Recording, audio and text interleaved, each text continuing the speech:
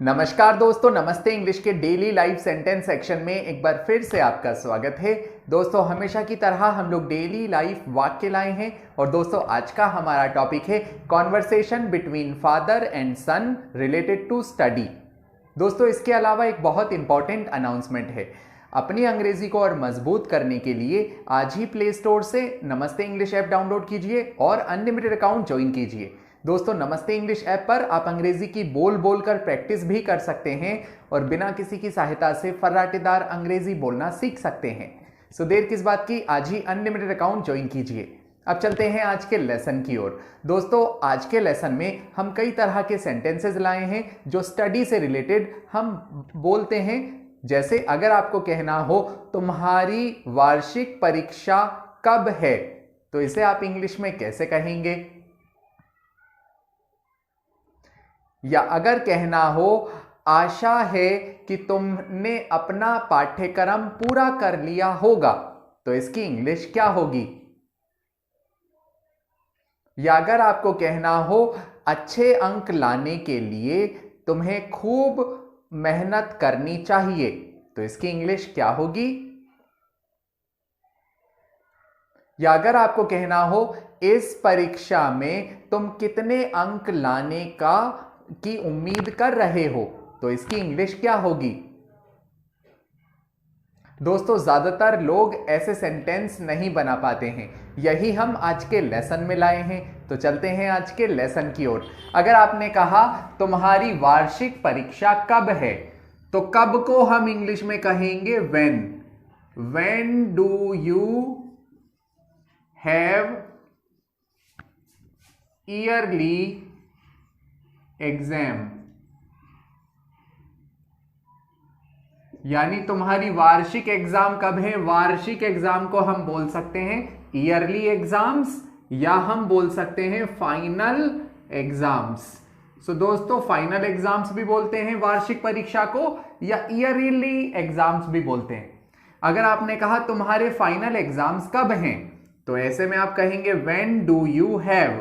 दोस्तों व्हेन का मीन्स होता है कब, डू यू हैव यानी तुम्हारे पास है, यानी तुम्हारे पास कब है एग्जाम, तो आप कहेंगे when do you have yearly exams, यानी तुम्हारे वार्षिक एग्जाम कब हैं, तो आप कहेंगे when do you have your yearly exams.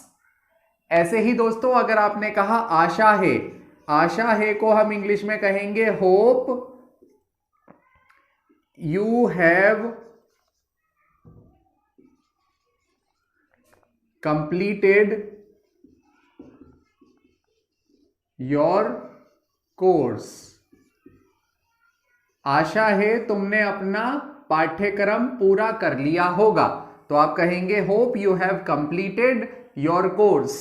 दोस्तों होप यानी आशा है, यू हैव कंप्लीटेड यानी पूरा कर लिया होगा, पाठ्यक्रम पूरा कर लिया होगा, तो उसकी इंग्लिश होगी you have completed your. You यानी तुम, हैव कंप्लीटेड यानी पूरा कर लिया होगा, योर पाठ्यक्रम, योर कोर्स यानी अपना पाठ्यक्रम, आपने अपना पाठ्यक्रम कंप्लीट कर लिया होगा। Hope you have completed your course. ऐसे ही अच्छे अंक लाने के लिए, तो ऐसे में आप कहेंगे टू गेट गुड मार्क्स। अच्छे अंक लाने के लिए तो इंग्लिश होगी to get good marks you should, आपको खूब मेहनत करनी चाहिए, you should study hard. Study hard का मतलब होता है बहुत मेहनत से पढ़ाई करना। सो अगर आपने कहा टू गेट गुड मार्क्स का इसका मतलब है अच्छे अंक लाने के लिए, to get good marks you should study hard. दोस्तों यू का मतलब तुम या तुम्हें, चाहिए, चाहिए को हम कहेंगे शुड, स्टडी यानी मेहनत करना, पढ़ाई करना, यू शुड स्टडी हार्ड यानी तुम्हें खूब मेहनत करनी चाहिए। ऐसे ही दोस्तों अगर आपने कहा इस परीक्षा में तुम कितने अंक लाने की उम्मीद कर रहे हो, या कितने अंक प्राप्त करने की उम्मीद कर रहे हो, तो आप कहेंगे हाउ मच मार्क्स यानी कितने नंबर, कितने अंक। तो उसकी इंग्लिश होगी how much marks do you expect. दोस्तों डू यू एक्सपेक्ट का मतलब होता है उम्मीद करना। How much marks do you expect in this exam,